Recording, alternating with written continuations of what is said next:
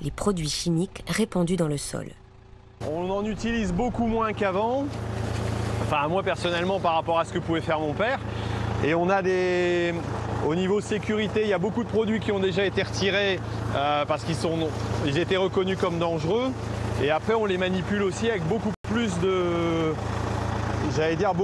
prudence que ce que pouvaient faire nos parents, quoi. Moi j'ai vu mon père qui touillait à la main des produits de traitement.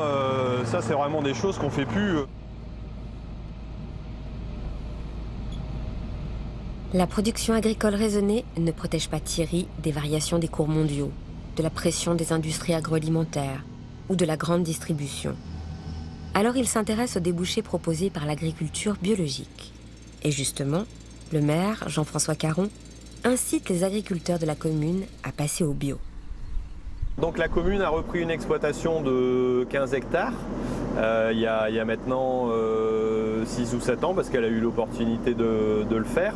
Alors au début c'était pas forcément très bien vu, mais je pense qu'ils ont eu l'intelligence de dire voilà, on va mettre ces hectares-là à disposition d'agriculteurs de la commune, donc pas essayer de réinventer quelque chose en faisant venir quelqu'un de l'extérieur, voilà, mais de dire ben voilà pourquoi si vous êtes agriculteur de la commune, vous n'essayeriez pas, avec ces parcelles-là, de passer en bio.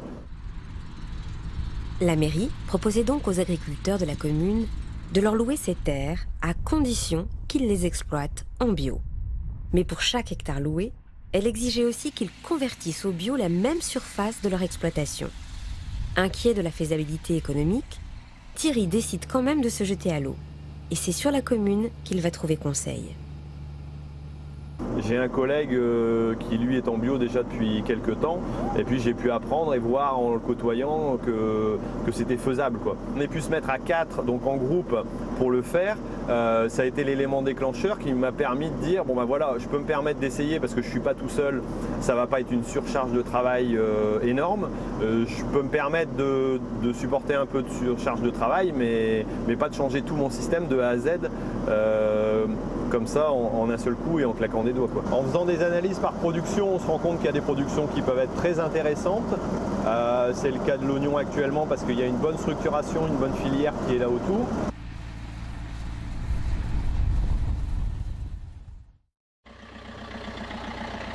L'homme qui a conseillé Thierry, c'est lui, Pierre Damageux, le véritable pionnier du bio à Los Angoel.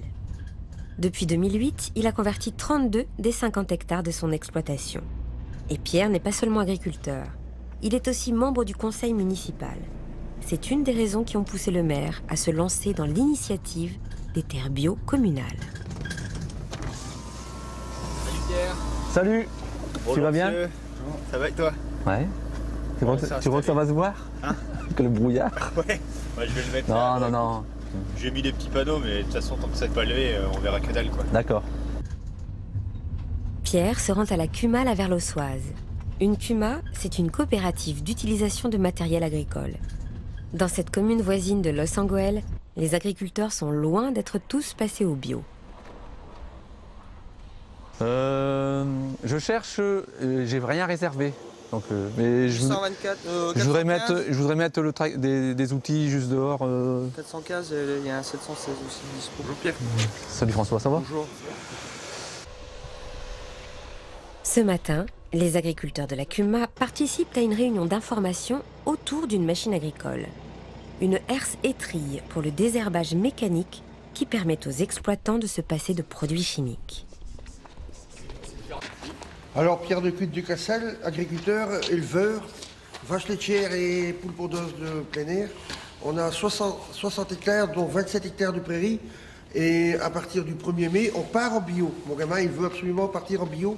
Bon, moi, je vais écouter ce qu'il va dire. Je viens voir le matériel pour le désherbage, parce que j'y connais rien du tout. Ok. Face aux interrogations des autres, Pierre n'hésite pas à faire partager son expérience. La question se posait pour moi de pouvoir forcément passer du désherbage chimique au désherbage mécanique. Et ce qui s'est passé, c'est que le bureau de la CUMA m'a dit au départ, bon, tu as des besoins matériels, même si pour l'instant il n'y a que toi qui est concerné, on va faire l'investissement dans la CUMA. Grâce à l'expérience de Pierre, cette CUMA s'est donc enrichie d'une machine agricole qui pourrait faciliter la conversion au bio d'autres agriculteurs de la région. Dans cette région sinistrée par la crise, Jean-François Caron a su changer le regard sur l'héritage du bassin minier et en faire une richesse économique